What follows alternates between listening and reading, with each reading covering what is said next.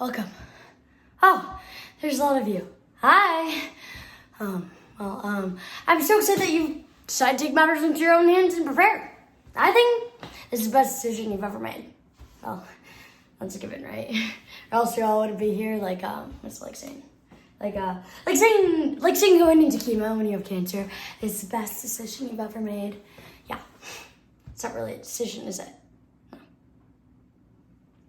It's about facing the facts. But man, you'd be surprised. I mean, this woman at my old office died of pancreatic cancer. Yeah, she just waited for God to come down and heal her. Right. Anyway, enough about God. We won't talk about him anymore.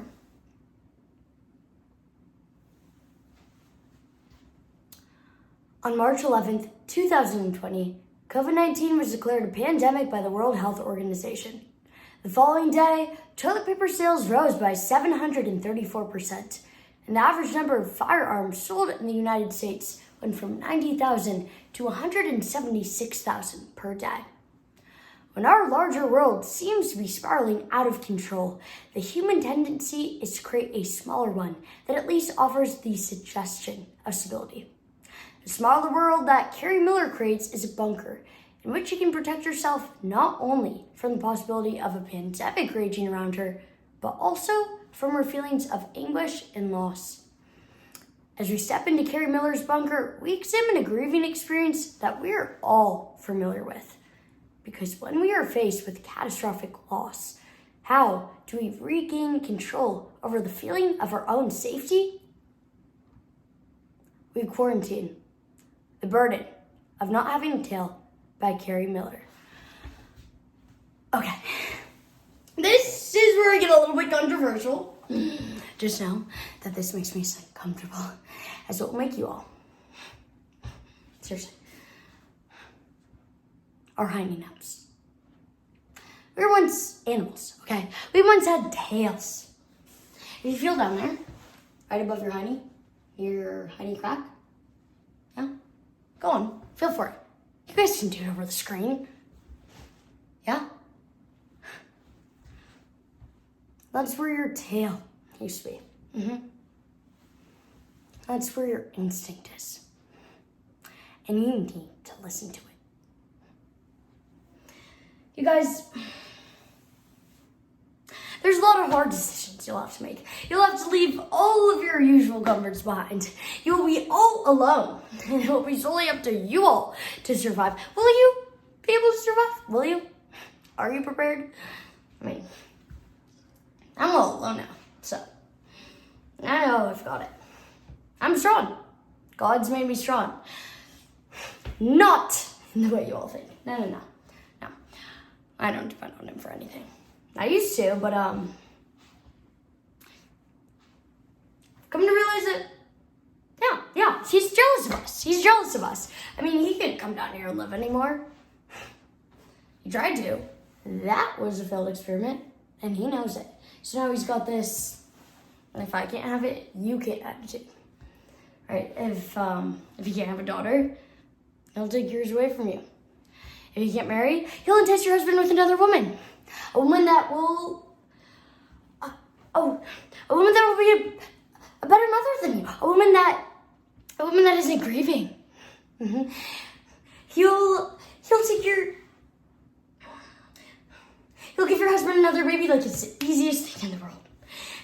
He can make things disappear as quickly as he creates them. Just you wait for it. And you guys, I know his ways. Okay, I know his ways. And if you're not prepared, it will devastate you. It will kill you. Almost. I'm too smart. I'm too strong.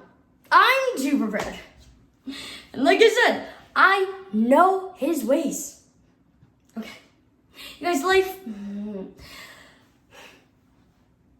is so complicated. You can't beat yourself up over that. I mean, there's so many times where I would not pay attention to Brandy because I was so busy doing all these other things that I would ignore her. Okay? I would ignore her. I mean, all day. Sitting and waiting. And for what? And for what? For death? To come knocking on my daughter's door? I mean, I would never say these things out loud, but I thought them. I'd resent Brandy. How awful is that? How horrible is it to resent your own child? She couldn't help it. I can't beat myself up over that.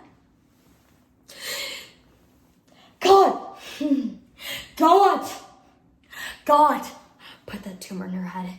And God put that tumor in my child's head. And he gave these doctors information just enough to make them think that they were gods themselves. And they tortured her. All because they wanted to test to see if their medicine would work. Those doctors, they killed her because God told them to.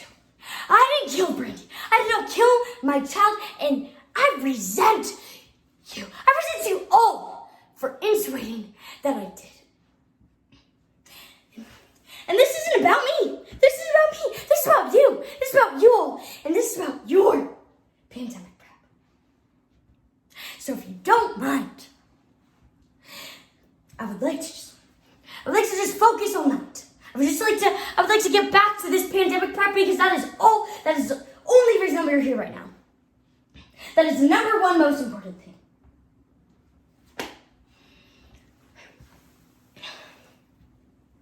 You guys, I know that I don't know you, and I know that you don't know me, and I know we're just looking at each other over these computer screens, and I just need you guys to trust me, okay? I just need you guys to listen. Close your eyes. Seriously. Close your eyes now. You're reading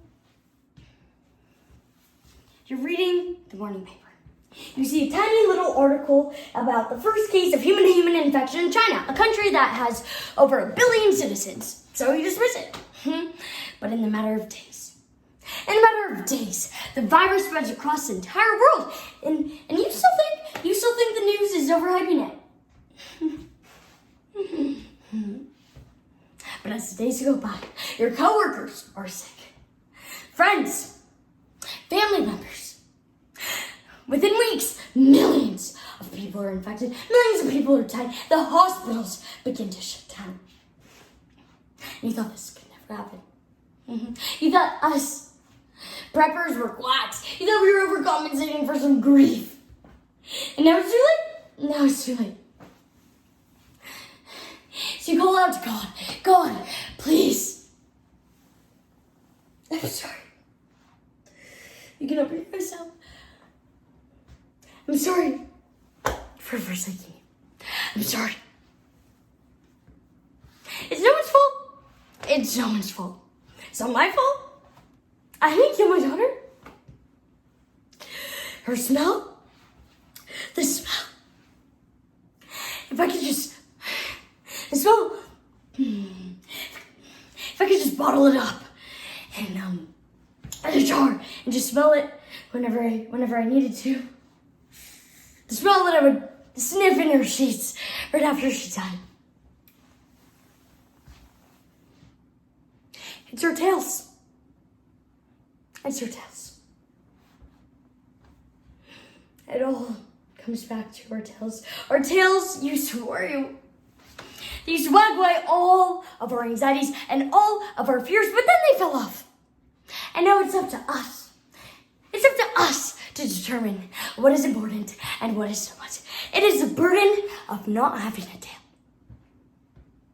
It's the burden of not having a tail. And it all comes back to instinct.